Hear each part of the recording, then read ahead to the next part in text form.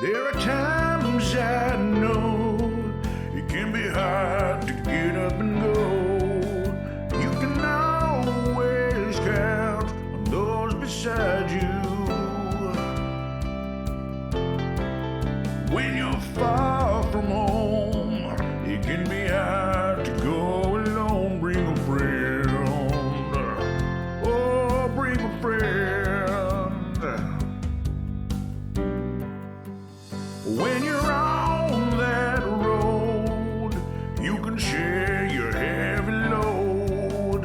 Every day can be a new adventure. When you're far from home, it can be scary to go alone. Bring a friend.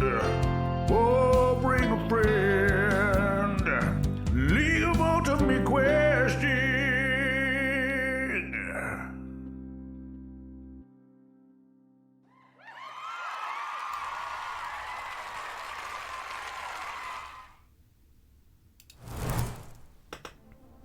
Hey there, welcome back LUQties to this week's amazing episode of the League of Ultimate Questing Battle Axis.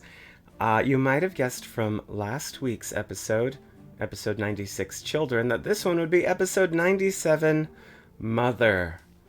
And this one's pretty exciting. Left on, a regular old cliffhanger, and I'm excited to pick it up. I actually have not listened to today's episode yet either, because late last night I finally got back in from could have been Daddy. I would have been a little bit at odds with the with all the lead up to it through the rest of the chapter, but yeah, could have. I look forward to a day when Zachary Barkus resorts to like cheap Mr. X. That would be the day. But yeah, so I just got back from the Boonville Beer Festival in Boonville, California, put on by Anderson Valley Brewing. And it was amazing. It was wonderful. I was obviously there with TPK, and we were pouring a beer that our brewer Jess made, which was a watermelon goza called Watermelon Spice and Nerdy Ass Dice. And it was a great time. And we also camped for 4 days in like the brewers camp. It was cool. But yeah, so I got back really late last night from that because we had like I said, around an 11-hour drive from Portland to Boonville. And so it was a long day. So today I actually slept pretty good. Got up, did a little bit of work, but today I'm still recovering. So I have not listened to this episode yet. So I'm excited to listen to it with y'all now. If this is anybody's first time, I usually just pop in and chat for the first few minutes, give everyone a chance to see the notifications, get in here, join us, and then I'm going to play the episode, and during the episode I'll disappear, but I'll still be in chat. But stick around, because I'll be back afterwards to answer any Q&A or just talk shop.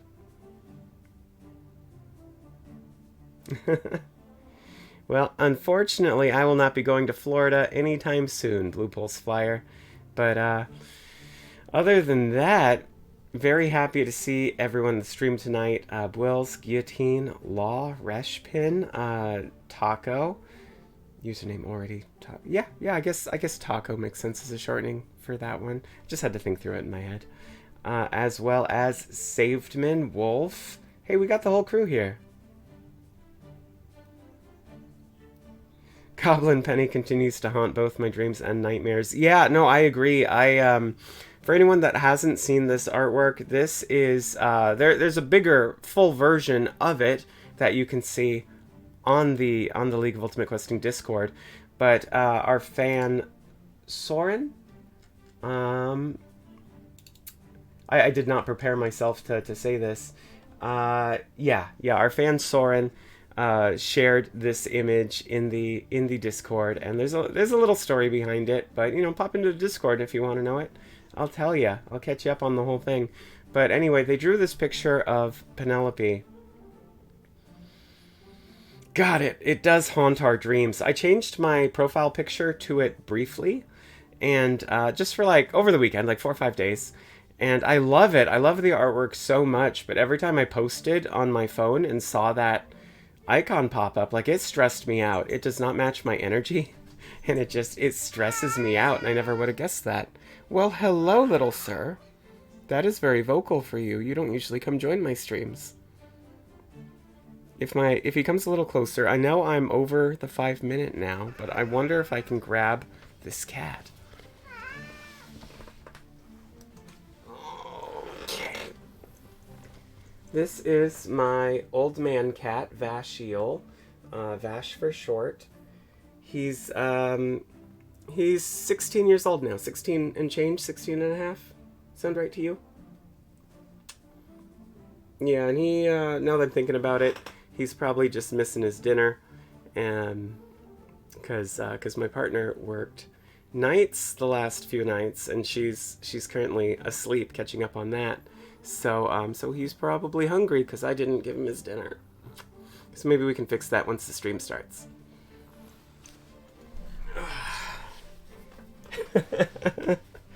Anyway, that's my other cat that y'all might not have seen, because usually, even though we put down our other cat recently, but if I ever pulled, our fluffy boy on here, our long-haired Tux, he was always the one that would come and see me. I don't think this guy's ever come and seen me on stream, so yeah.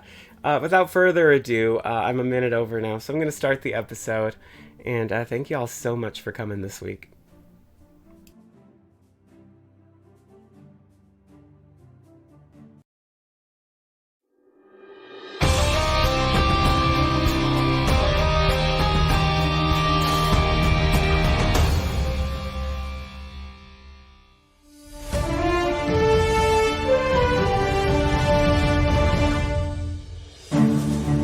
Welcome back to EXPN. In adventures past, the Adruhai has terrorized those who enter the Axis, bringing a gruesome end to over a dozen heroes and champions, and even an entire team of paragons. And throughout all these attacks, we have been unable to identify her. The tech just wasn't there, P.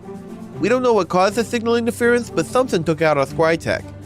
Guess the old girl didn't like being seen without putting her face on. So, how's your shoulder? Warped and in need of replacement. Same, buddy. However, with the collar's recent forced upgrade, our technicians believe the days of signal interference are over, and we may, for the first time, catch a glimpse of the nightmare incarnate. What do you think she looks like, Paige? Well, Adruhai in the abyssal of Gamma Z Ort translates to the mother of nothing. Perhaps, and hear me out, she's a machine. Shocker. I said hear me out.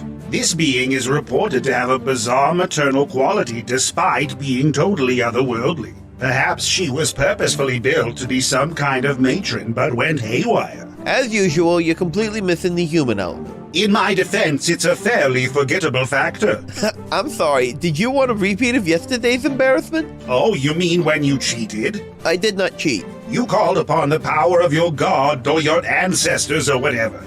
That's cheating. I made it very clear that my faith could move mountains, or more accurately, that I could move mountains with my faith. It is not my fault you thought I was speaking figuratively.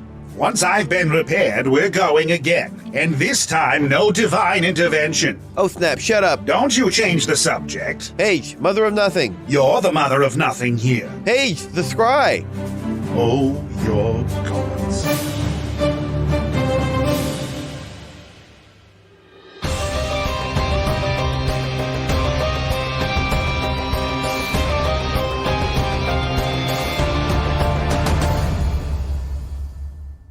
The body of the Adruhai is a deep, translucent red, like port wine, hanging like a shroud from a tapered tip to trail behind her. Where a face should be, there is only a bone-white oval. Instead of arms, long skeletal limbs end in a radial fan of multi-jointed finger bones, flexing, beckoning, clicking.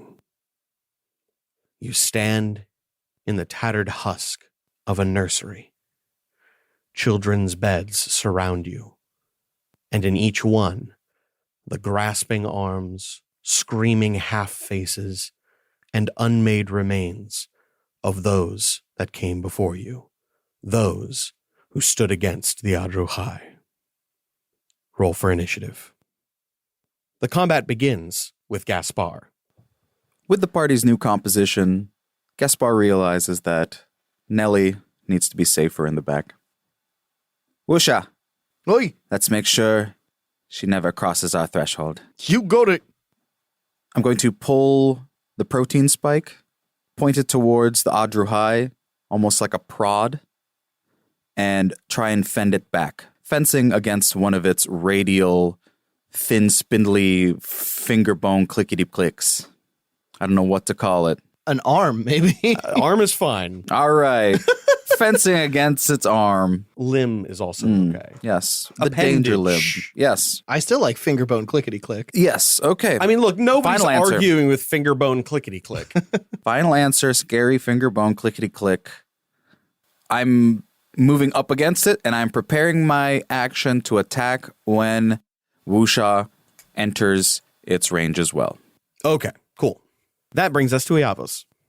Iavos, now a father, faces this horrible cosmic mother and protectively and instinctively takes Gaspar's spot to put himself between it and young Penelope. Excellent.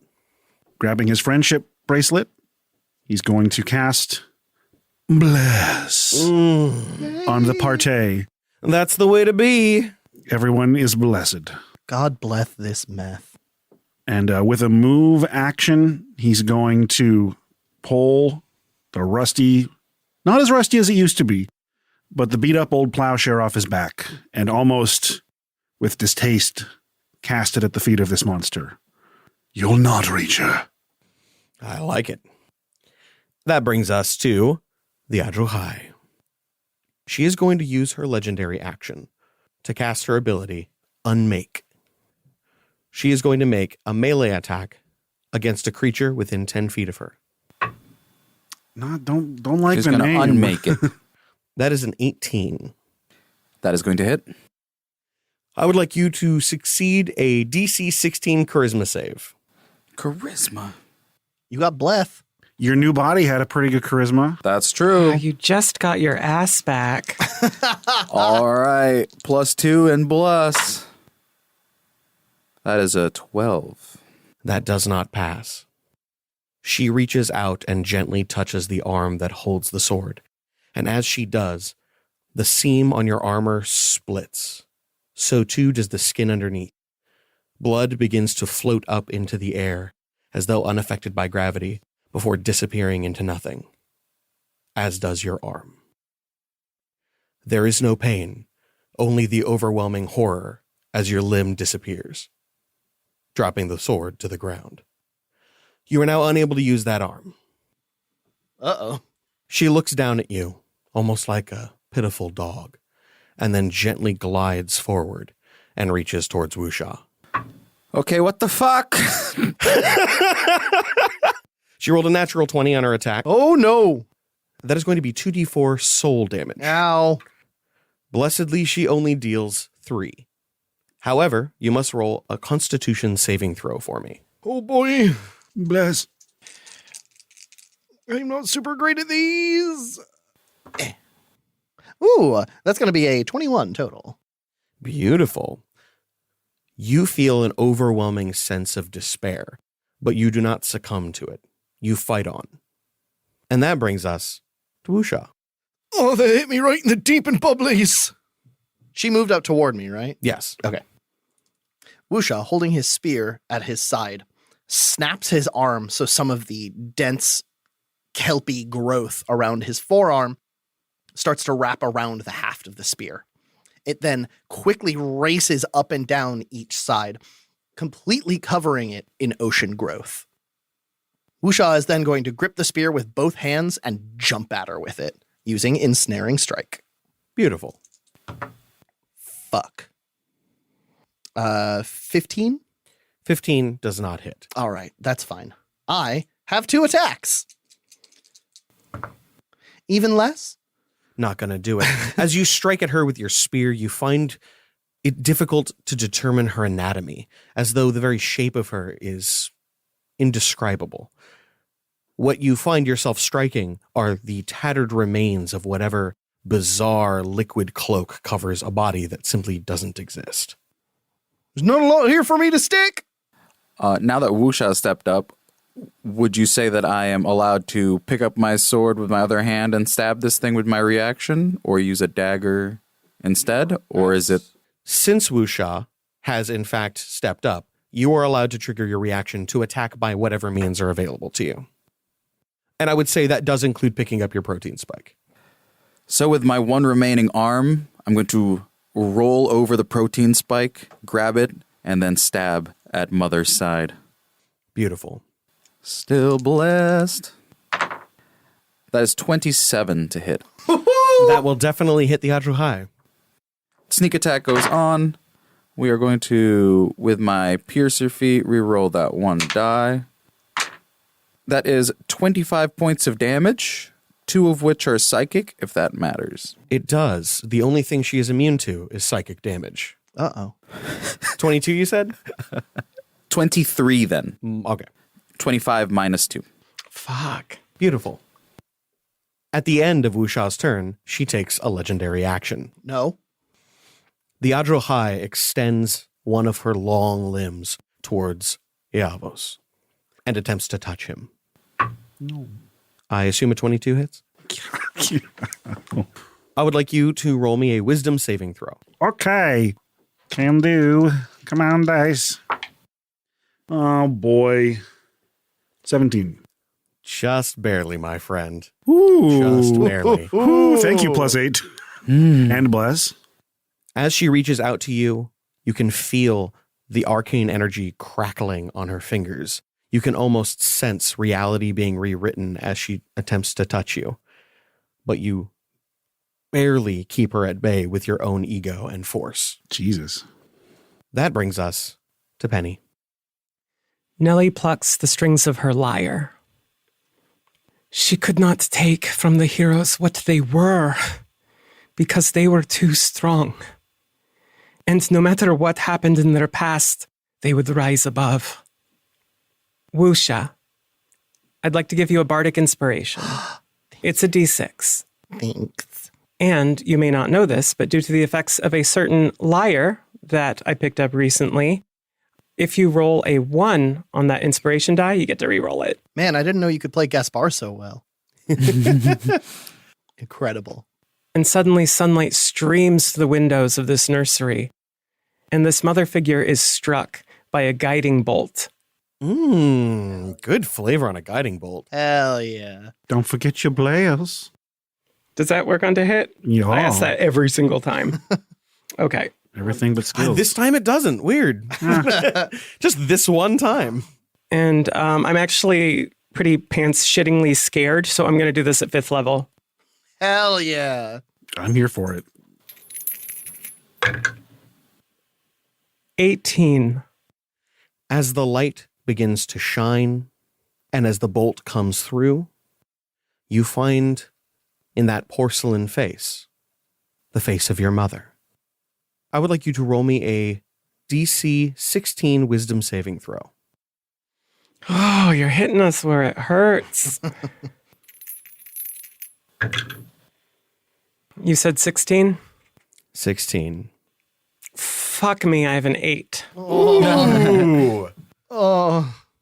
You cannot bring yourself to harm Calliope. Choose another target for your guiding bolt.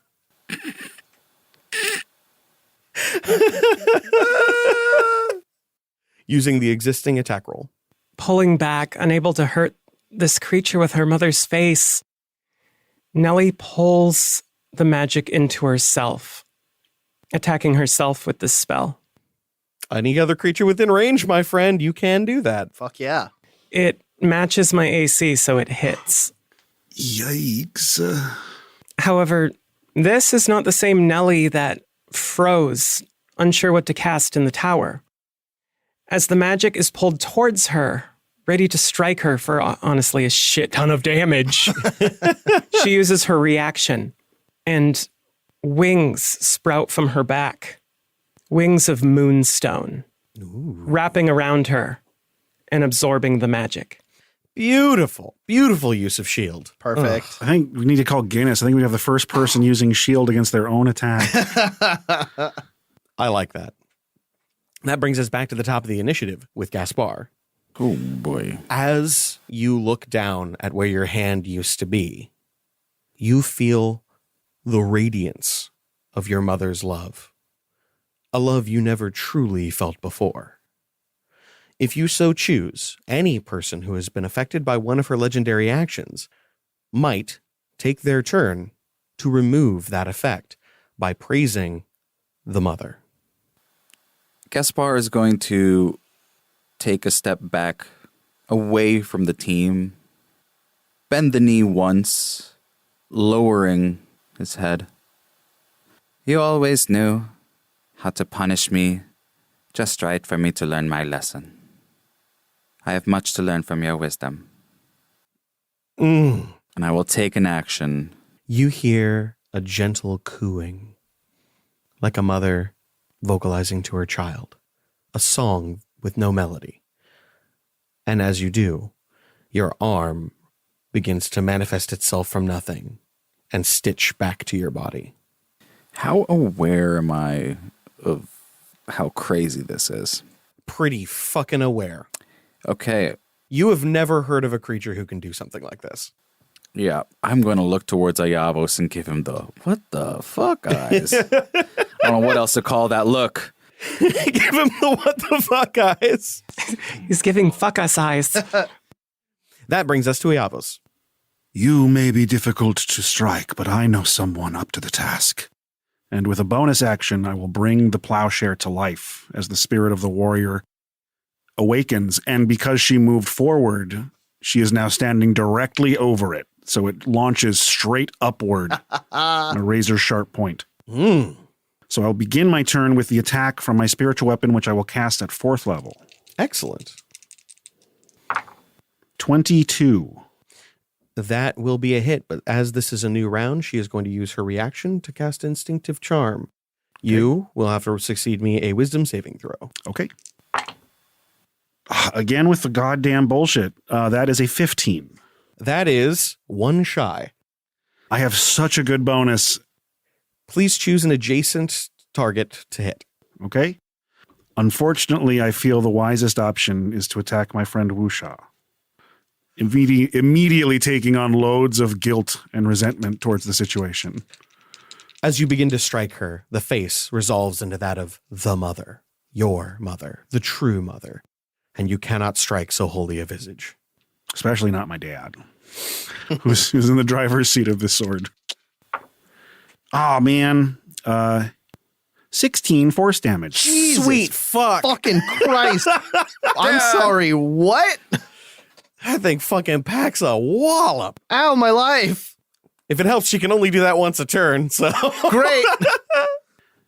And with my action true, all I have are cantrips as an option. So I am going to let a cold, wintry wind blow through this baby house, frosting the windows and shaking the rafters. I'm going to attempt to hit her with a frostbite spell. Excellent. She needs to make me a constitution save. Beautiful. That is going to be a 13. That's not enough. Yay. Except it is. She has legendary resistance. Pazzow! I mean, if I can get her to burn that on a cantrip, I'm feeling okay. Oh, yeah. She does not take 2d6 cold, and she does not have disadvantage on her next melee attack. At the end of your turn, she does not reach out to any of you. She instead sings a lullaby, whose sentiment is absolute. Her love is forever. I would like all of you to roll me a DC 16 Constitution saving throw. Yeah. Go. Crap. My trinket of the boy. bird gives me advantage. Come on, bless. Wasting another natural 20. Oh, thank you. Thank you, bless. Let's go around the table. 23. A whopping 5. Nice save, conboy. Thanks. 28. 18. Most of you are fine. You hear the song in the voice of your mothers. Wusha, you do not hear a beautiful lullaby. You hear something hateful, resentful, shaming.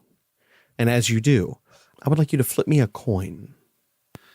The rare D&D coin toss. Oh, shit. Kraken's the head, one's the tail. Heads. I would also like you to roll me a d20. Ah, penis weedus. What is that, an 8? An 8. It is not noticeable at first. A few gray strands of kelp, some crinkling around the eyes, a lengthening of the nose, a thickening of the neck, as 8 years tick by, tick, tick, ticking away, and your body is that step closer to death. Usha's real smelly right now.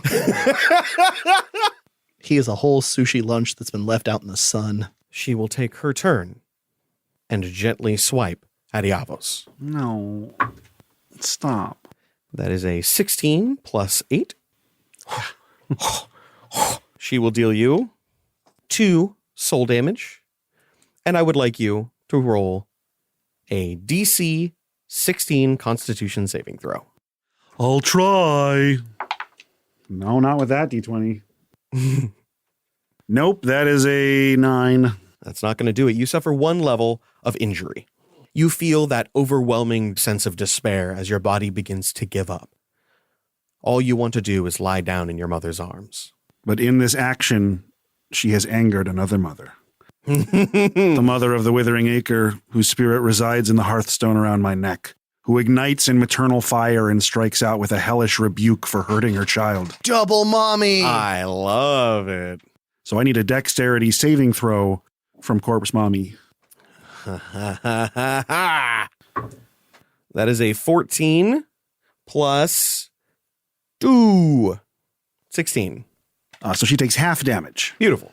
Starts at 2 and 1. So she takes 8 fire damage, which is half of what I rolled. Beautiful. Mother always told me to wait my turn. Can I add a third mother into this? Because I am now a sentinel at level 10. When a creature within 5 feet of me attacks anybody else but me, I get to make an opportunity attack. Nice. Very nice. Mm-hmm. And you are behind her, so that's even better. I'm going to jam that protein spike Go on. in the back. Drop that protein load. Yeah. That's the advantage. Ooh, And bless. And bless. And bless. Come on. Give me a quit. Okay. That's 24. That's going to hit. That'll do it. That's what we like to see. I'm going to exclude my psychic damage. That turns into 5. That is going to be 30 points. That is a fat stack of damage on the Adru High. Man, there's a lot of reactions happening here. And that makes it Usha's turn. Yay! Yeah, welcome to 10th level turn economy. I also forgot to roll a concentration check when you blasted me in the ass, and I just saved with a 14. Hey. Thank you for reminding me. I'm going to roll for bless because I got hit for 2 points of damage. Go ahead. I basically can't fail, but if I roll a 1, I did not. I rolled super good. Thank Cool. Christ. I wish I could use that for something more important. With the plowshare ripping upward and tearing a hole into Wusha, he's going to turn around and give a withering gaze toward Iavos. I'm sorry. What was that for? What happened? She's messing with our magics. Well, shit, here's more magic to mess with.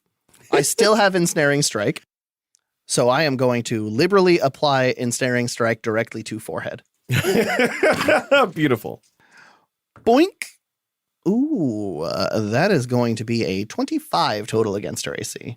Juicy. That's definitely going to hit. Excellent. So I'm going to do weapon damage. And I said I was holding my spear two-handed, so it's a D8, plus the D8 for Colossus Slayer, because she is not at maximum health anymore. Thank you, Angelo.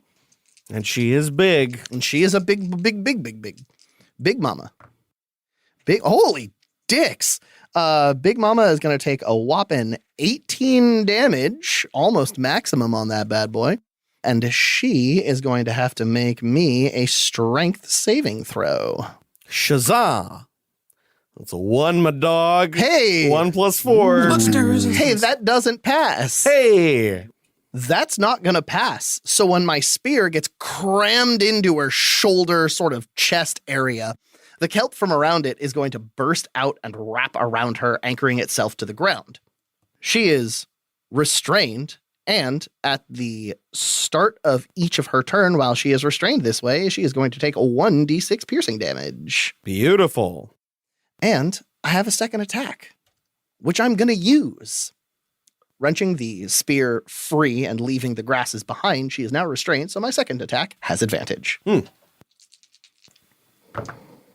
22 against her AC? 22 versus AC is going to hit. Hell yeah, you'll love to see it. And that is just going to be a whopping... Oh my fucking god. 11 more damage to her, which is maximum damage from my spear with a single hit and no other bonuses applied. Digging into her shoulder and chest over and over again, I am going to use my bonus action to reach behind me and bust out my second spear. And that's my whole turn. Okay. She turns again. That kind of tilting turn to Wusha. I would like you to roll me a wisdom saving throw, DC 16.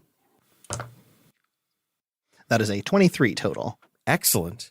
You can feel that overwhelming sense of shame you felt as your mother refused to look at you in the last moments that you saw her. But you resist the pull of guilt. And that is going to make it Nellie's turn.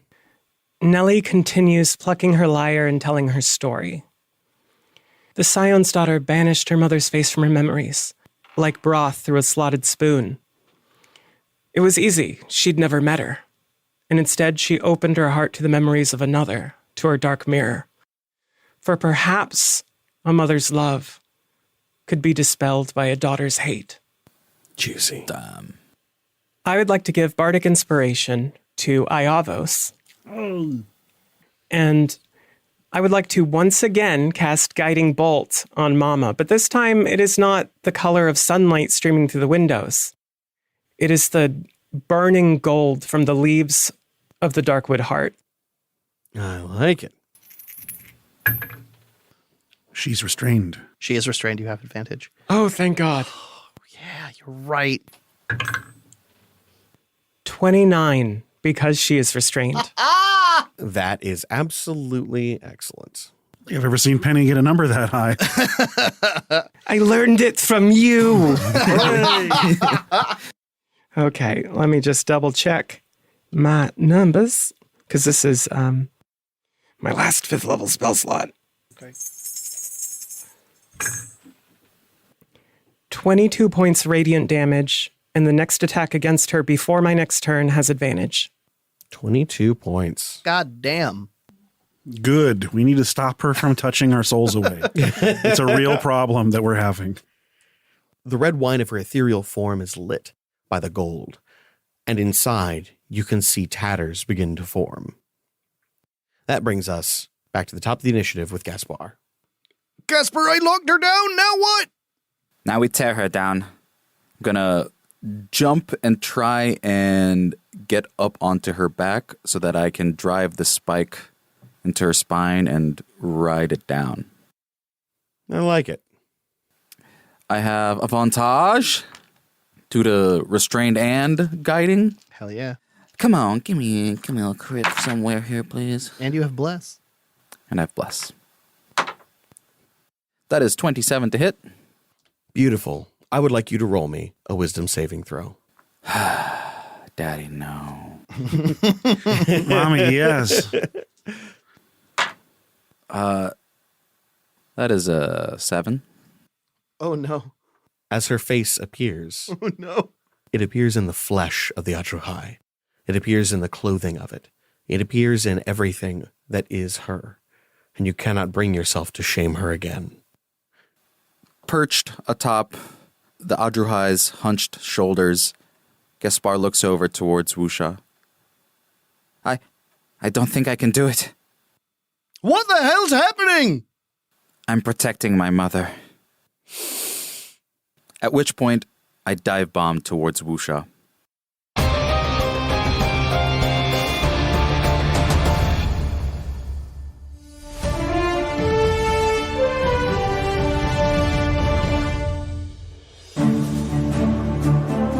She's I know. She's just so Hideous. beautiful. What? Hey, buddy, she's horrific. Like a steepled blood slug with a nasty vagina face. And, buddy, she is crowning. Just look at those contours. The play of the faint window light through her crimson ephemera. Wonderful. Hey, you feeling okay, champ? I don't know. I've never felt this way before. I cannot seem to look away. I can't help but look away. Mega yikes. Where you going? I don't know.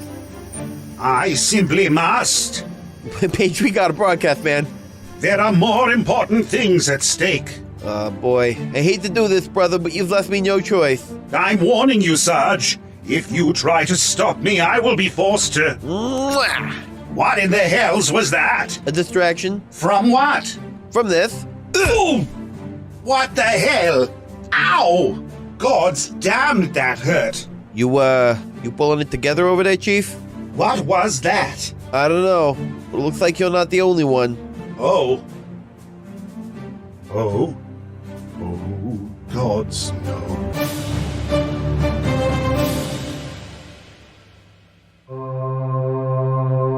We're about to witness a planar phenomenon, a keyhole between worlds that only marketing can penetrate. Join me as we glimpse into the adverse.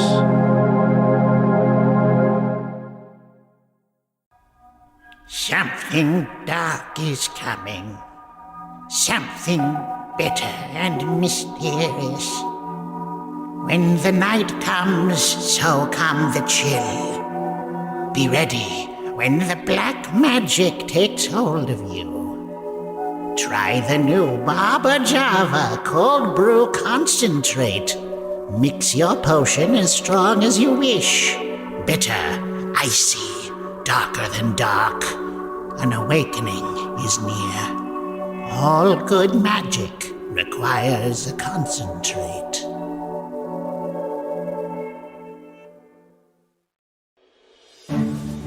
Hey, LU cuties! If a mid-roll drops in the forest and nobody's around to hear it, does it even really happen? Visit the LUQ.com for links to everything you need to know about the show. The Discord, the Patreon, merch, actors' bios, and every single episode ever made. And please share it with your friends. We'd love to keep growing and making this podcast for a long, long time. This show is made possible by Patreon support. Thank you to every one of our patrons. Our current legendary mid-roll teams are the Titans Rise, the Twilight Concord, and this week's featured team, the Ceaseless Horde, with Dave Blodenoff, Daniel Pickens-Jones, Patch Perryman, and Jeff Ammons. To get a personal message read on the show or for possible advertising opportunities, reach out to admin at slap-studios.com. Follow us at twitch.tv/slap-streams for Monday night live premieres of the show hosted by Dana and the return of the BST Pokemon XY Soul Link, which is not going very well. But that's half the fun, and I've been streaming some Infinite Fusion and other games during the week. It's a great way to hang out with fans of the show. So I hope to see you there.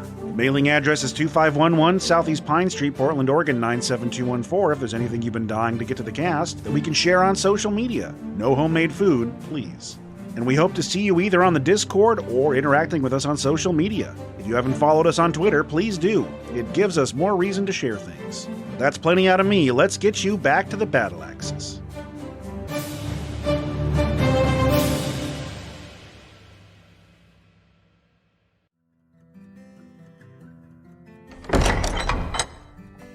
Huzzah! Well done, lads. Another dungeon delved and another page added to our Ballad of Heroics. We just barely made it out of that one alive. Truly a dungeon for the history books. Yeah. What's the matter, Chanmere?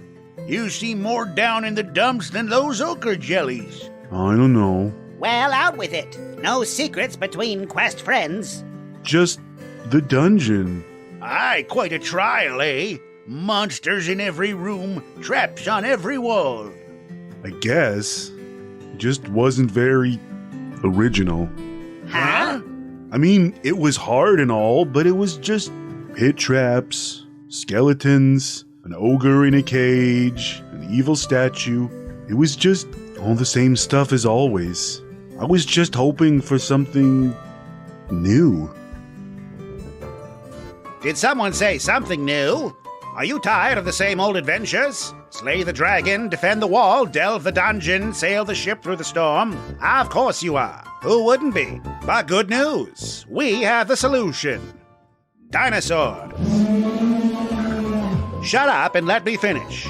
Dinosaurs. They're the spice that turns any quest from a chill ride to a thrill ride. You open the secret vault and what's inside? Velociraptors. You find out the Archduke isn't who he seems to be, and when he drops his disguise, you find out the truth. Demi-Lich? No. Carnotaurus. You have to climb a wall to escape the city guards. No, you have to climb the neck of a Diplodocus. Dinosaurs make everything cooler.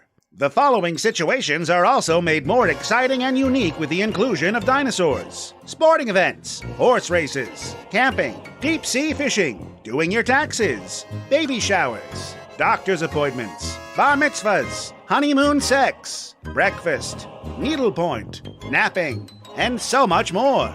Don't bother calling, we already know you want dinosaurs, so they're already on their way. And don't bother asking questions, you'll either figure it out or not. And you'll thank us later, assuming you survive. The dinosaurs!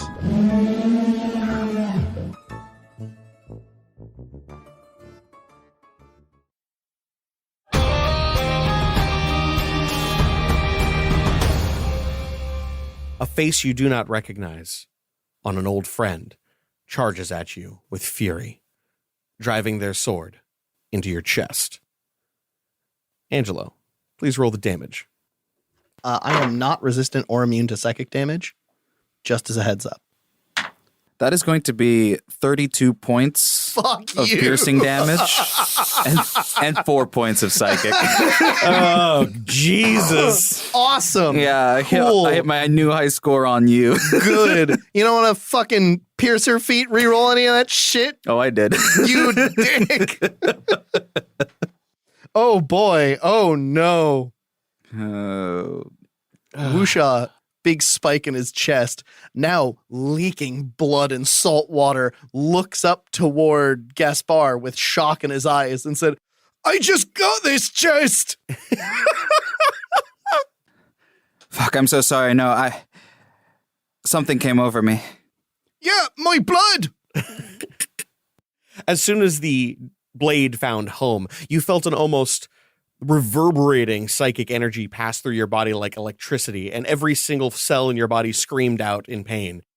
You're not used to psychic damage. Mm-mm. At the end of your turn, she uses forever. I would like everybody to roll me a Constitution saving throw. Fuck. Cripes. 21. 17. 17. 16. Everyone succeeds. Ugh. The lullaby that lilts through the space caresses your heart, and you for a moment remember your childhood, and briefly glimpse into your future. And each of you feel nothing. That brings us to Ayavas. I'm so sorry, Wusha. We're not doing it on purpose. Here. And reaching out, I pull the sewing needle from my sleeve, and using more of my mother's magic, I cast a 4th level Cure Wounds on Wusha. Oh, thank you. All 19 of my remaining hit points, thank you. A small gift from my mother to you. Please roll good. Not bad. 24 hit points. I'll take it. And a little gift from my father to you as I attack with the plowshare once more. Dig it. Lay it down. Then I have advantage because she is restrained. There we go. All right. It's all coming together. I'm going to stop using this big one because it's rolling kind of bubkiss for me. 17, 18, 21 to hit. Beautiful. As the blade moves to find home, you see that the ensnaring strike dissipates as Wusha fails his concentration save. However, it's not enough to stop your father's wrath. Get her, Daddy. Get her good, Daddy. Get her good bopping on bopping with your sword. Fucking bringing Brooder back. Sword. 14 force damage to Mama. Beautiful. And I haven't moved yet. We haven't really tested her whole attack of opportunity, but I'm gonna test the waters for the betterment of the party. I attempt to move away from her cautiously. She does not do attack of opportunity because she's already used a reaction for the turn. Wonderful. So I'm just out of her reach, and I will remain next to my daughter. Excellent. At the end of your turn, she attempts to unmake Wusha. Leave me be. Take his leg. We have a backup. That is a hit. I would like you to roll me a DC 16 charisma save. Oh, fucking penis gunk. This sucks. 1, so a 5 with bless. Ooh. Uh-huh. Hey, you rolled great on the blessed die. I really did. Bye-bye, leg. Let's fucking go. Let's party hardy. I will be rolling, for this one, I will be rolling the anatomy die. Great. That will be your left arm. Awesome. As she reaches out and touches your left arm, that same burst of seams, spray of blood floating in the air, and then the collapse into itself. All right. How you feeling about that punch axe? I was going to say, yeah. You either kiss her ass or you have a punch axe. Yep. Oh, we'll see on my turn. That was the end of yours, right? I believe so. Okay, cool. That makes it her turn. She is going to turn and gently swipe at Gaspar. That is going to be a 19. Hits. That 19 results in 2 soul damage, which bypasses the temporary hit points granted by your body. I would also like you to make me a Constitution saving throw, DC 16. Bless still. Bless still going. That is a 18. That is enough to pass. You do not suffer a level of injury. That makes it Wushaw's turn. You can suddenly hear the songs your mother used to sing, the rumbling like the mountain. That mother. Wusha is going to drop to his knees and plant his hand on the ground. I didn't mean to be so reckless, Mother. I climbed careful, I swear. The rocks was loose. I ain't never forget the pain. My ass is still tough. I'm sorry. I'm sorry I let you down. You spend your turn. Which disadvantage would you like to remove? I only have one going on right now, right? You are 8 years older. Oh, I don't care about that. I'm more distinguished. Fair enough. I'd like my arm back, please. Beautiful. Almost as a reaction to losing your arm, you apologize profusely, at which point she grants it back. Stop taking our arms! At the end of your turn.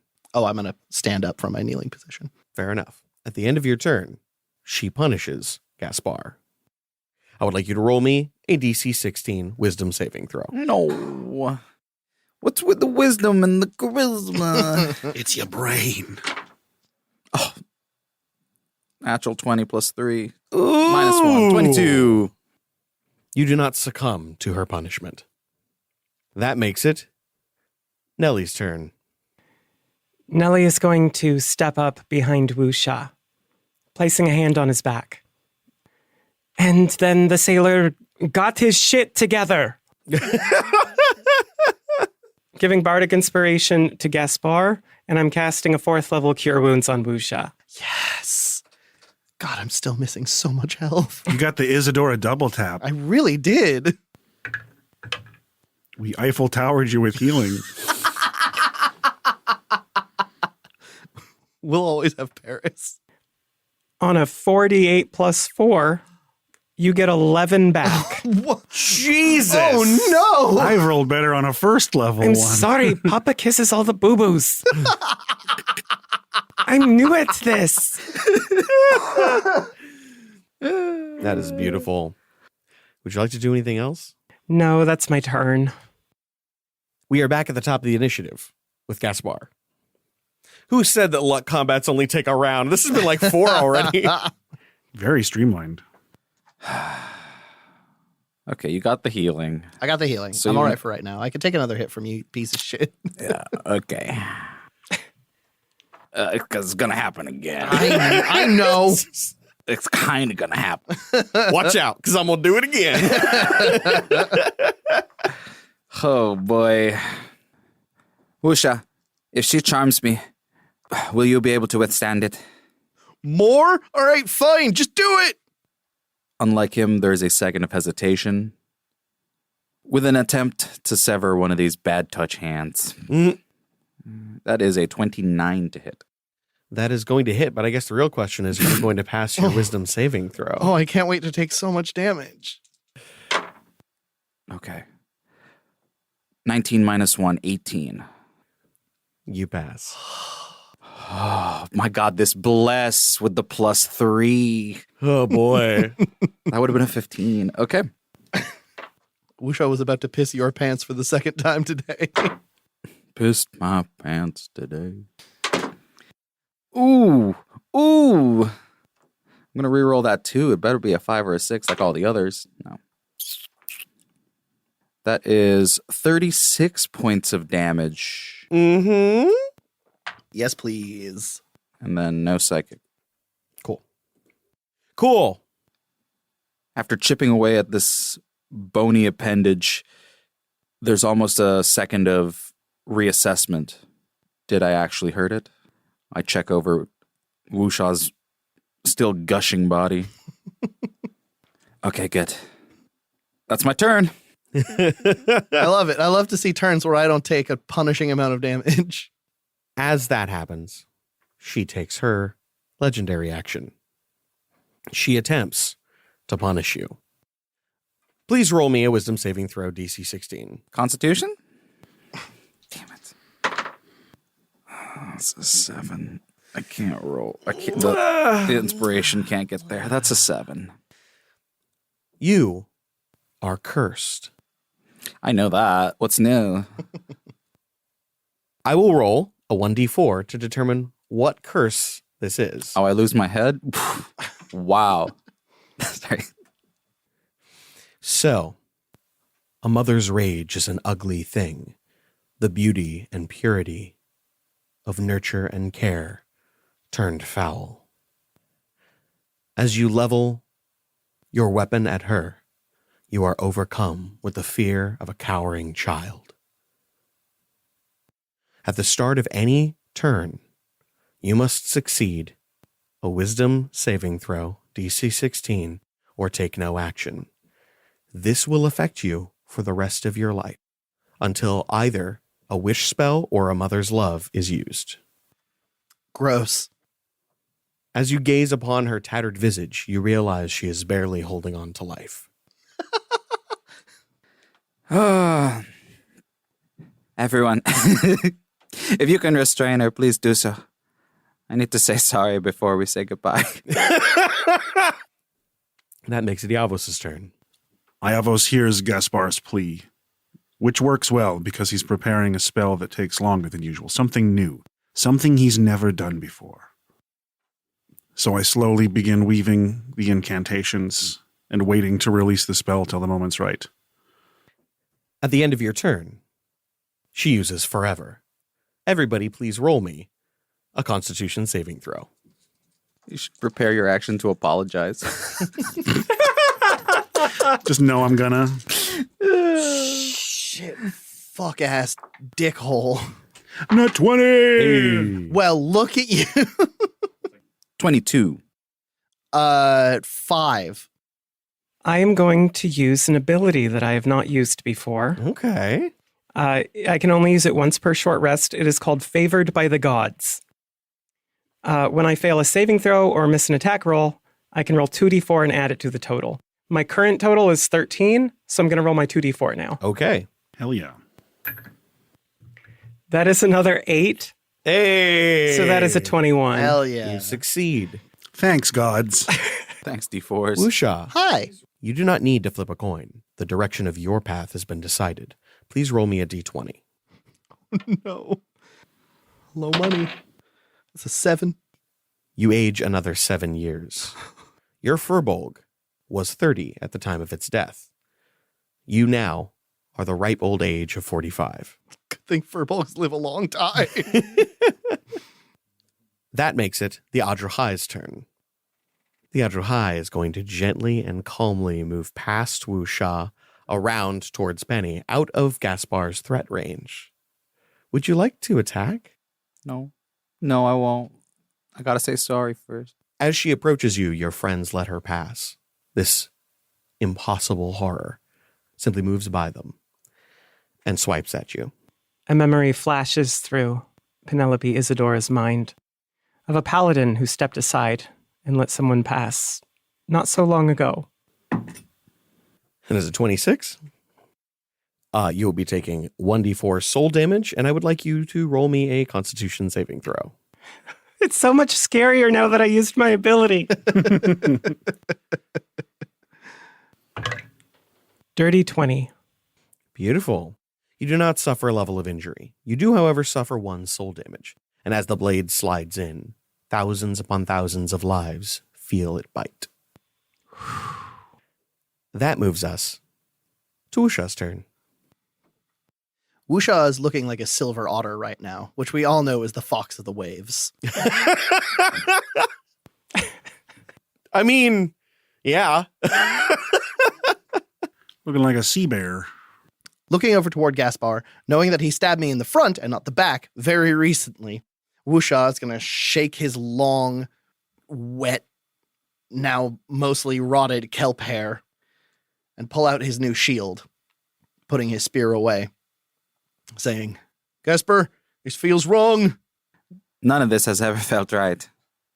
With my shield out, standing where I am, I'm going to not shield bash, but like tap her with it to get her attention. Okay.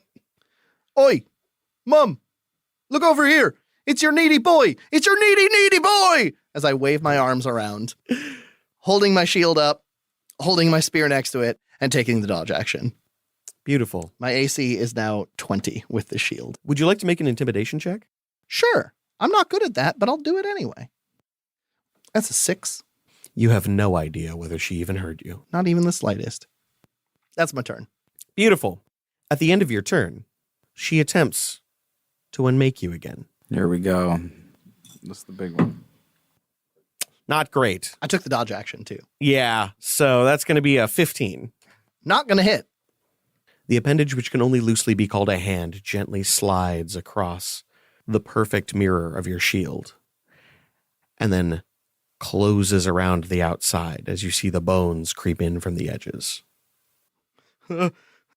Ain't never used one of these much before, but I'm bloody glad I have it now. And that makes it Penny's turn. Nellie stops narrating what's going on around her and instead recites a bedtime story from her childhood. This shadow hid a secret in the hollow of his heart, and though he never shared it at the fear he'd fall apart, nonetheless he gave his friend a gift shaped like a glove, and every squeeze since then would share his secret, which was love. Mwah! Beautiful. God, I'm getting... Oh, actually. Much better. Thank you, liar. Wusha, you're getting a heal, because if I can't kill this thing, that's what I've got. My hit points aren't bad. They aren't good, but they aren't bad. Look at us healing in combat. Mm-hmm. How new and fresh. Nice. You get 26 points healing. Atta girl. Dick shit. That's awesome. Oh, that went much better. I'd say so. Considering my soul damage, I am at full health now. That brings us back to the top of the initiative with Gaspar. Mother, I'm so sorry I'm a disappointment. I can't promise that I will do better, but I can promise that I will try. That's sweet. You sacrifice your turn and remove the curse. After your turn, she attempts to punish you. Yeah. Mother, I crave violence. As you make your apologies, she coos and the curse disappears. But with her hand braced on the shield, she leans over Wusha and attempts to touch you. At that trigger, as soon as Gaspar finishes his apology, Iavos completes the incantation of his spell. Mother, father, sister, daughter, child the third and daughter dear, a selfless sister, secret guardian, shielding me from hate and fear. One strike for each I love and know, 7 lights to lay you low. And 7 balls of light appear between his hands as he casts a 5th level magic missile, but augments it with his new class ability, Arcane Alchemy. Ooh. We just activated his trap. At 6th level, you learn to augment spells in a variety of ways. When you cast a spell with a spell slot, you can expend an additional spell slot to augment its effects for the casting, mixing the raw stuff of magic into your spell to amplify it. The effects depend on the spell slot you expend. And for a 1st level spell slot, I can increase the damage by 2d10 force damage. So I cost a 5th level spell slot and a 1st level spell slot. As the 7 beads of light coalesce into one unifying force, the world's biggest magic fucking missile smash her in the face. Magic warhead. What is the total damage? Let's find out. Arcane ordnance. Very clever. It's not an attack, so she can't redirect it. That was and my hope. It's not something resisted. That was my hope. Otherwise, I would have used a lightning bolt. So 7d4 plus 7 I hope you can do it. plus 2d10. Oh, me too. Make way for damage dice. 35 points of force damage. As the spear drives through the heart of the Adruhai, she collapses over it, and her mask falls to the ground with a porcelain clatter. All of the disparate parts which scream and writhe in the children's beds around you begin to unmake in much the same way as you've already seen. But contained deep within that mask is a power beyond imagining, for whoever should wear it will be granted a gift of a single wish.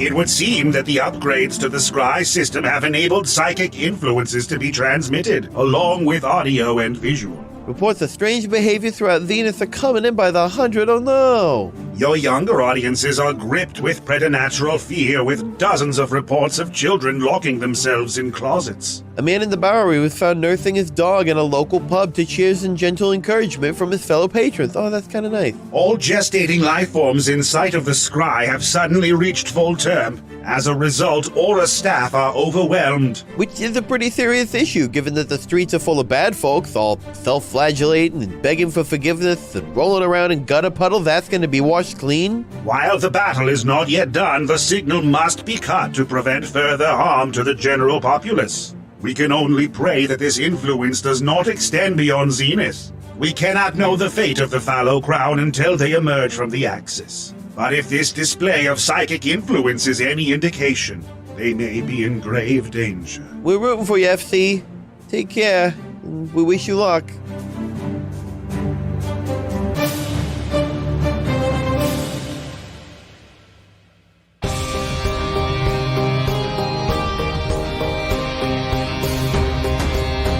Oh, mommy magic. Ooh, Wishy McMaskins. Jesus fucking Christ. That's a juicy porcelain treat. We've had a lot of like weird encounters since I've been here. I would say on this show, but I haven't been here the whole time. This is like top 3 weirdest fucking encounters we've had so far. Yeah. We might have to roll off on that mask, y'all. Listen. Wusha's wish is for somebody else to have the wish. Aw. Oh, and it's gone. Yeah, I was about to say that's very selfless. Now I only have to contend with you, Gaspar. Y'all got real fucking lucky, because if she started stacking the consequences, y'all would have been able to remove one at a time. Yeah, I was very conscious of that. And like, don't get me wrong, I didn't want her to do a lot of damage, but 1d4 soul damage is a ticking clock that you cannot ignore. Yeah, that shit sucks, yo. Give me my health back. Damn, I was really pleased with that one. Let's go around the tables. We can talk favorite moments, and also feel free to introduce yourself. Oh, yeah. Well, I'm Angelo Kaluag. I play Gaspar Left-Not, a phantom rogue currently possessing a human body. And my favorite moment, I know, like, there were a lot of good moments, but for some reason, Max screaming, "It's me, I'm your needy little boy," got me. I wanted him to go like, up. Yeah. I mean, that's what went on in my mind anyway. But, like, obviously, the combat was crazy. Like Fucking wild. Yeah, that was a good amount of dread because I think by like the second round, all of us did the calculations of just how bad this could be. Yep. And when that last round came, I was like, maybe I should just take it. But God, this is gonna hurt. Yeah. Yeah, but yeah, good stuff. Good stuff. My name is Max Hobbs, and somewhat appropriately for this session, it's time to reveal that I play Woosha Brinefather, the Risen Tide. I landed on a name. Hey. And you look very distinguished now. Thank you. Yeah, You now know, you're like 50 or some shit. he looks a little more paternal. Things are good. Yeah. We're moving in that direction. 30 was a little young to be a father, but Yeah. now that you're 45. Yeah, I'm like a big, wet, half-dead Richard Gere. You got lucky So- with that 7 and 8. Yes, I fucking did. God, that could have yes, gone I bad. fucking did. Oh yeah, it could have been like 40. Yeah, that would have been pretty brutal. I mean, just imagine you went the other way and then you got like, let's say 15, 16. You're dead. I am so angry that all of you succeeded this fucking Constitution save. A fucking Bless. an old man and a Bless. goddamn fucking little sorceress girl. How?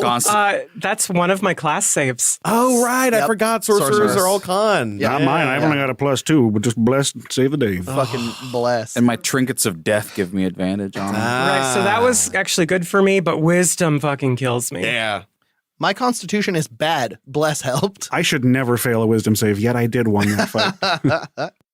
I did remember, like, as we were doing the outro, that I had to roll to save to see if I would be too scared to apologize. Nice. And I rolled a 15, but I have Bardic Inspiration. So I would have gotten, at the very least 16, but I got a +6. I forgot to ask for that Yeah, yeah. roll. I appreciate you doing it. So the Bardic Inspiration got me to, 21? Nice. Clutch. So everything just lined up. Yeah. Otherwise, boy, I would have been useless for, well, I guess we would have had the wish. But anyway.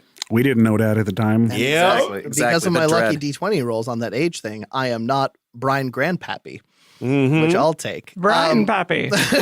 Brian Pappy. I am not going to steal what I think Zach is going to say for his favorite moment again. Okay. So my favorite moment was being absolutely fucking railed by my team member. Just standing there trying to figure out what the hell was happening because nobody told Woosha what was going on at any point in time. He just got stabbed by you fuckers over and over again. Yeah, I can't believe you do that, Law. Thanks, Dad. So you two teaming up and doing your best to destroy Woosha again was my absolute favorite moment. Those were huge reactions. Those were so big. Like, just imagine not taking 30 and then giving 30 to somebody else.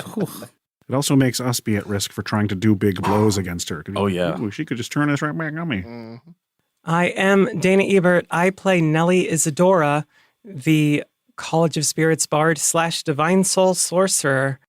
And gosh, I hope everyone listening just understands how lucky we were. Honest to God, lucky in that fucking fight. And for me personally, I thought, this is the unluckiest initiative I've ever had. But actually going last with all of her reactions and legendary shit ended up saving me and making me not the target of all these things. So yes, thank you, Dice. You did very well. I didn't mean to think bad things about you in my head. My favorite thing was that I got included with the family in Iavos's Magic Missile poem. Of course you Absolutely. I just and you rhymed on Daughter Dear, and I was just very happy about that. Man. I mean, obviously, my favorite part is just, playing with the mechanics of the system always delights me to no end. And having it be, not your standard, oh God, we're going to take a lot of damage from this source, but more be careful how this thing redirects what the fuck's going on and the potential threat of constantly like stealing a limb or dropping a curse. It's a good tension builder. And it's a nice breath of fresh air from like your standard, let's deal as much damage as we can fight. Right, and playing into the lucky aspect of it, because, Gaspar and Woosha had kind of most of the bad things on them, it actually gave us kind of a stopping point in the round to stop it advantageously. But if If she'd hit someone at the end of the round, like it would have derailed even like that. Oh, it would have been so brutal. Mm-hmm. Yeah, also, my name is Law. I play Iavos Isadora, scion of the Withering Acre, and 6th level Whizbiz, 4th level Chloroki. Max, what did you think I was going to choose for my favorite moment? Oh, I thought you were going to choose fucking Dana's poem. Oh! You freak. Whenever poems and songs are dropped at the table, that always is your go-to favorite moment if somebody else doesn't scoop it up first. I mean, let me just start by saying, y'all's poems, y'all's songs break my goddamn heart. They are so goddamn good. But whether that's my favorite moment, I couldn't say, because there is no favorite moment here. That combat was zesty for me, because I didn't have to do much. All I had to do was wait for y'all to do shit that I'm like, reaction. My favorite moment is getting to use the Adro High, 1, as a character that I've been fucking foreshadowing since the beginning of the game, and 2, also just, I finally got to make something that really doesn't do much damage, but is so much scarier than anything else at the table. I was fully anticipating one of you to walk away with a serious fucking curse, and then you got to be like, literally, the reward for the whole quest was, if you played it well, you have a wish spell. If you didn't, you can just undo your fuck up. And that to me is just so pleasurable, so joyous. Mm-hmm. And, good. Oh, I was just going to say, and our sincerest apologies to Sam Hediger, who's going to have to edit out all the sounds of us pissing ourselves at the table. I hope he doesn't. But no, like, I was so bummed that more of you didn't fail these saves. Because, like, even just the forever ability, I really wanted to see more aging and de-aging and see how y'all dealt with that. One more shout out to that bless. Yeah. Oh my God. Which brings me to my next point, which is the MVP. And the MVP is that fucking bless. Unquestionably. And therefore, by association, Law. For one, rolling such a good bless, and more importantly, rolling such good initiative that he could use that bless on the outset. Yep. Yeah, with so many DCs set at 16, bless was clutch. Like, it saved me so many rolls. I think all but one of them, the bless was the make or break saver. I genuinely built this encounter to be difficult for a level 14 group. The intent was that if you guys were not careful, it could do some serious permanent damage to you. I hope you felt like this was punching above your normal CR and genuinely felt threatened by it. It was, and I can't wait to see the face that Glenn Armistice, that rat bastard, is going to make when he sees how we did. I also, as a precaution, because of the value, specifically kept Penny's Bardic Inspiration in case I had to roll another con save to maintain Bless. Oh. Hell yeah. Beautiful. I never had to fucking spend mine. I always fucking succeeded either way over or way under. So I want to thank Bree Golden for making this fantastic map. The details drawn on this are gorgeous. It is this kind of like Edwardian period nursery space with beautiful rugs and just this fantastic wainscoting and like a gorgeous fireplace to it. I didn't do enough to describe it, and I feel really shitty about that. But if you want to see it, please jump on our Patreon to check it out. Thank you, Bree, so much. Go to goldenstylists.com if you want to see more information on that. I also want to thank Hediger the Editor. This whole chapter is going to be difficult because generally a lot of us were having word problems and having just a hard time delivering lines. And, we had to take a lot of things back and like rearrange some stuff. And he's just been amazing. So thank you again, Sam. I'm really fucking excited about this specific episode. I'm looking forward to it going live. And I'm really looking forward to what happens next. And until next time, we wish you luck.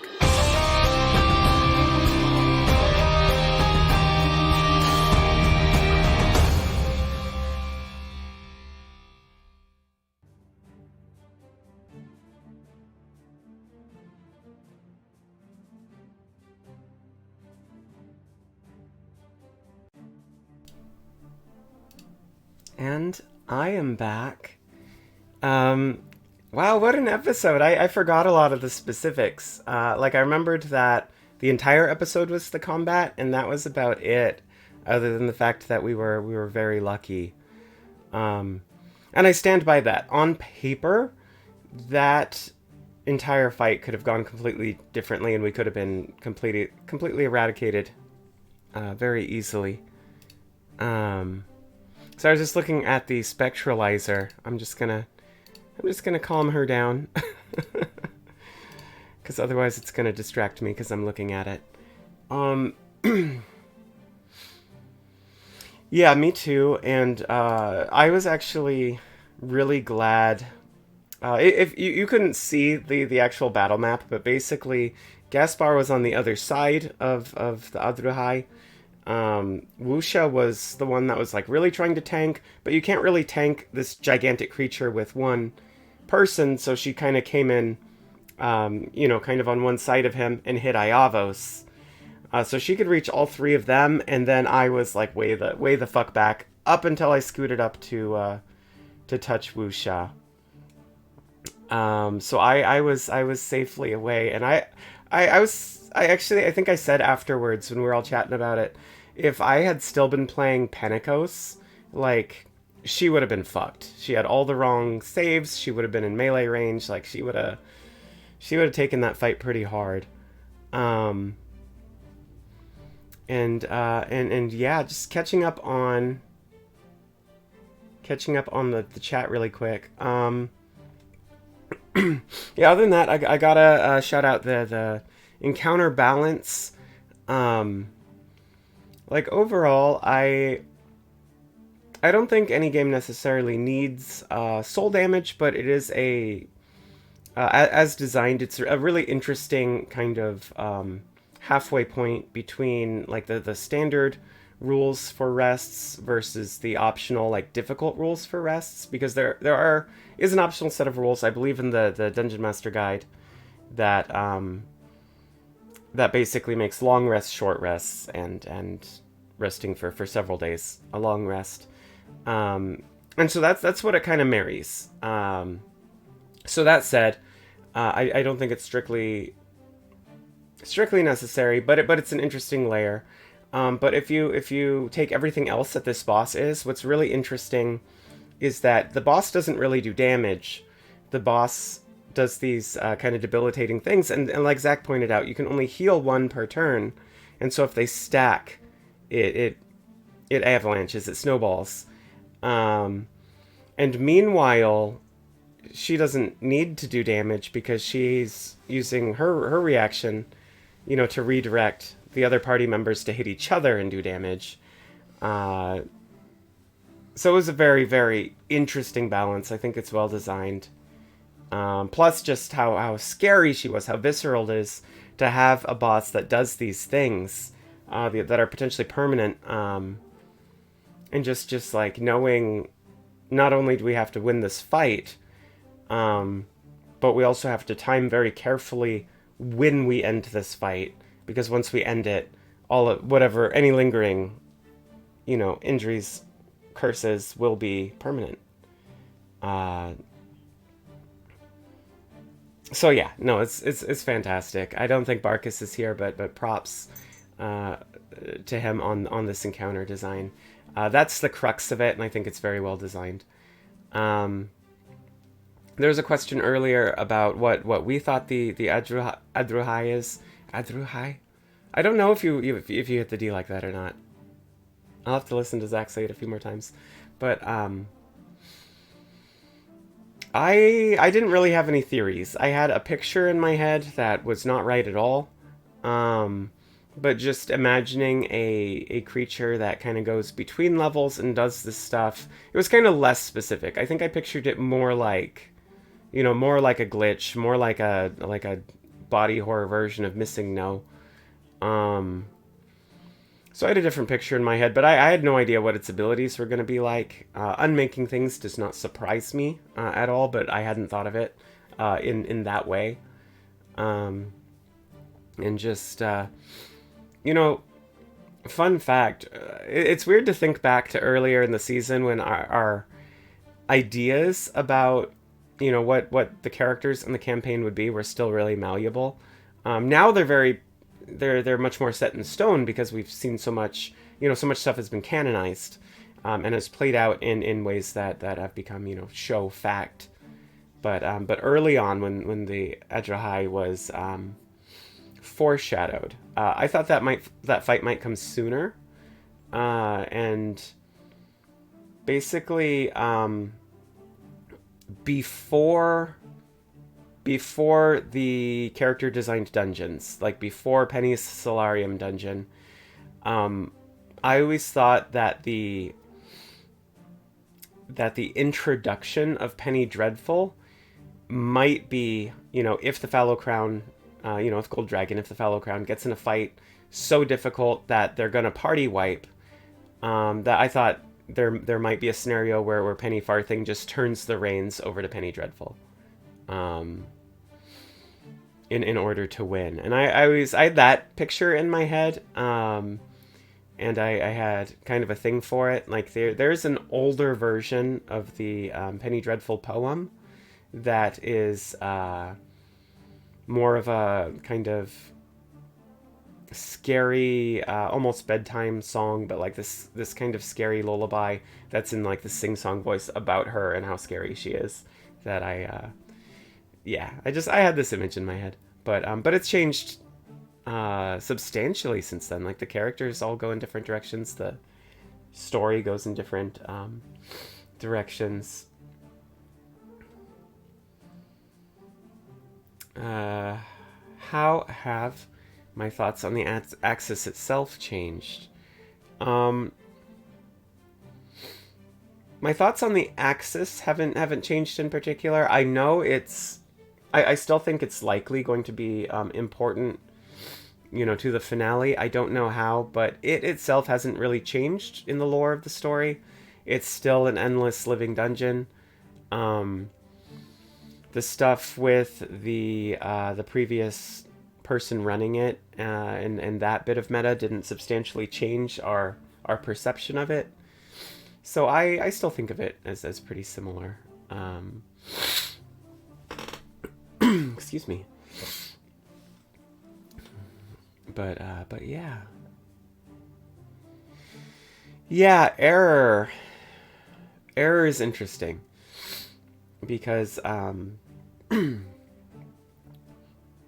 early on, it was set up that Error was going to be a fairly central part of the plot. I still think it is, in terms of whatever the ultimate plot, the ultimate finale is going to be. I think Error is going to play a big part,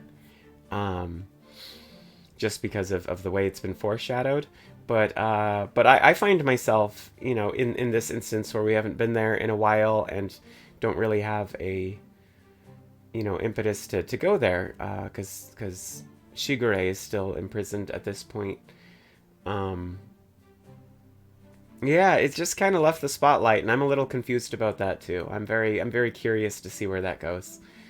Maybe it won't loop back around until the end. I don't know. I'm speculating.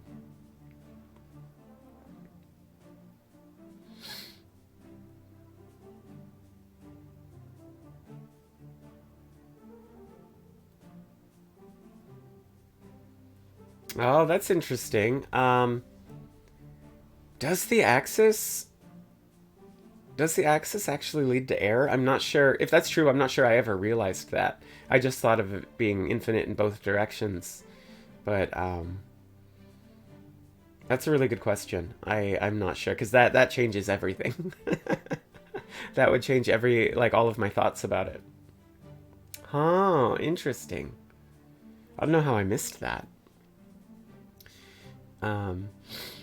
But yeah, brief correction to what I said in chat earlier, even though I did correct myself. So,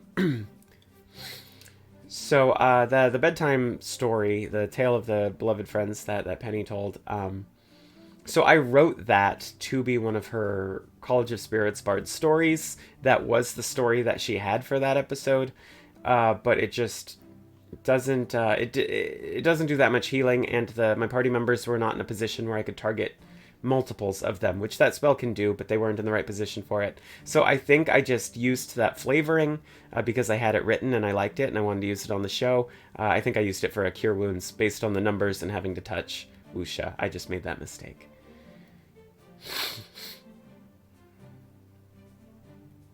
Oh, that makes sense, Law. I apologize if we butted on that. I never realized that. But then all the pennies are different, and Nellie, aside from the bedtime stories, Nellie doesn't recite poems. Nellie just kind of does freeform storytelling that doesn't rhyme. Versus, yeah, they're all a little different. But I'm very happy to see Iavos pull out poems anytime.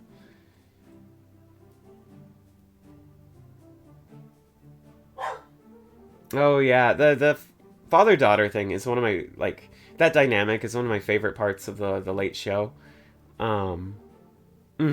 Exactly, Blue Pulse. Yeah, no, it like, that dynamic was just so fresh for these two characters, and it gave us so much new stuff to play off of, and I've been really enjoying it. And I've really been enjoying, actually, this version of Penelope. It's not one that I ever, honestly, up until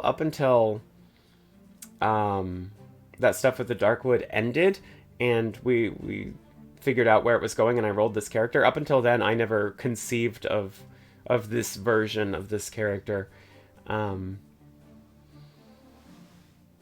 Yeah. Because there's basically Penny, original Penny Farthing. I had in my head a version of her that she probably would have become if not for the Zillos storyline. The Zillos storyline really pushed her kind of halfway to becoming Pentecost, and then Penny Farthing obviously kind of created Pentecost. That was her kind of idealized version of the person that she would like to give to her team.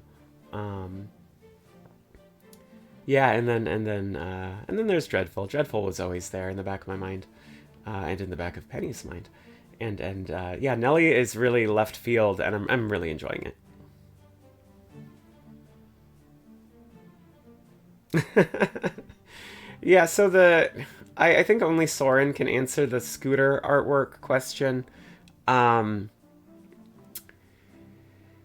Honestly, I mean, from my perspective, just like the character design, she looks most like Penny Farthing. Because her hair is a little wilder. But other than that, like, Penny Farthing and Nellie look really similar. Nellie's just a little more groomed and cared for.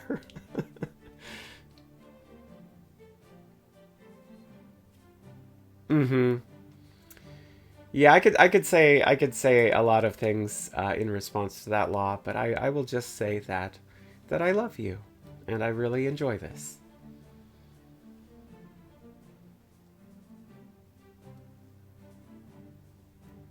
Oh, hey Zachary. Good to see you. Good to see you. Hope you heard all the nice things people had to say about your encounter. It's very good, Blue Pulse. I appreciate that you know the meter of the Penny story poems.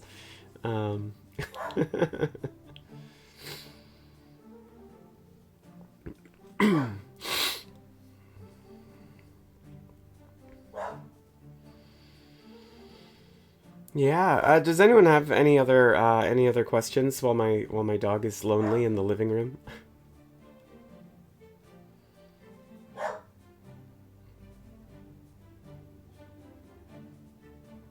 I should actually go check on him in a minute because he might have to go outside. So I might wrap this up early. But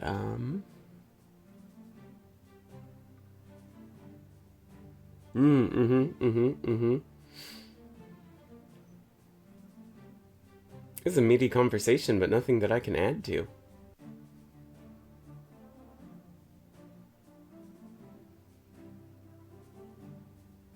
Hey,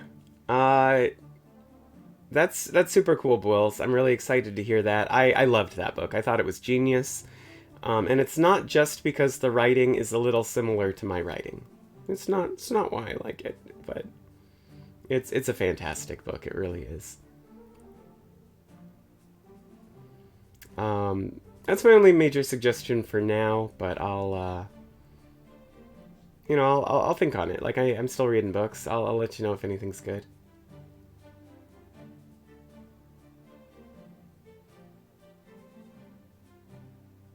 Okay. Well, I'm gonna call it a night. I'm gonna go let this dog out. So Thank you all so much. As always, it was a great episode. I was really glad we had such a good turnout and you're all here. I really love seeing all of you. Really makes the start of my week. So, for everyone, have a fantastic rest of your week. And until next time, we wish you luck.